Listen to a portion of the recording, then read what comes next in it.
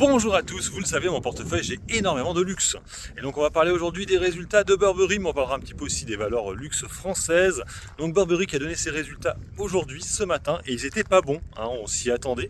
Hein, ils avaient déjà fait un profit warning.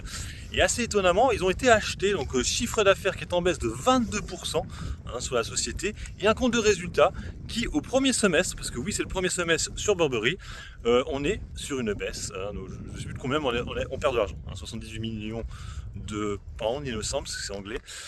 Donc c'est pas bon du tout, mais pourtant le marché a acheté la news. Ça prend 15%, ça prend 15% suite à ces annonces.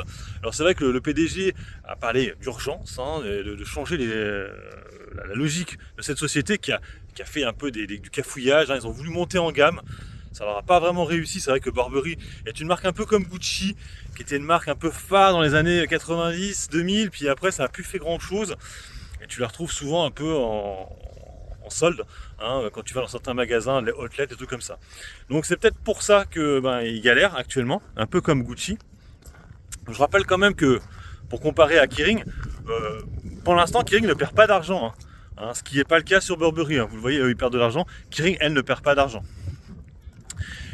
On le sait aussi, Burberry c'est un peu le vilain petit canard du luxe, étant donné que c'est la valeur qui a la plus vadé sur le marché. Je crois qu'il y a Hugo Boss aussi qui est pas bon non plus, mais ça fait partie des dossiers les plus vadés en Europe. Donc ceci explique. Et Kering, je rappelle qu'il y a de la VAD aussi, 1% de VAD sur Kering.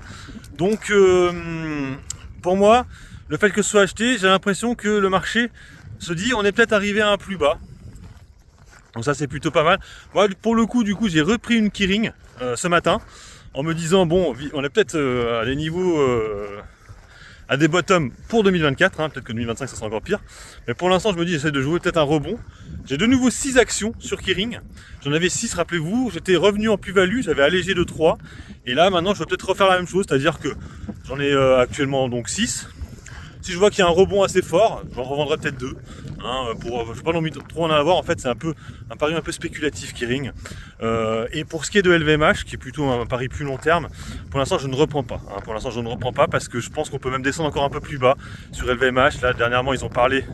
Dernièrement, je dis c'était hier soir. Ils licencient du coup le fameux DRH. La DRH, c'était une femme qui, je pense, ça vient des fuites de courrier qu'il y avait eu il y a quelques temps. Je pense que ça vient de là, comme quoi, vous savez que Bernard Arnault n'avait pas le droit, les grands pontes de LVMH n'avaient pas le droit de parler à certains journaux. Je pense que la fuite devait venir de cette dame-là, et du coup il a dû le savoir, et du coup il l'a mise à pied, et du coup il l'a licencié.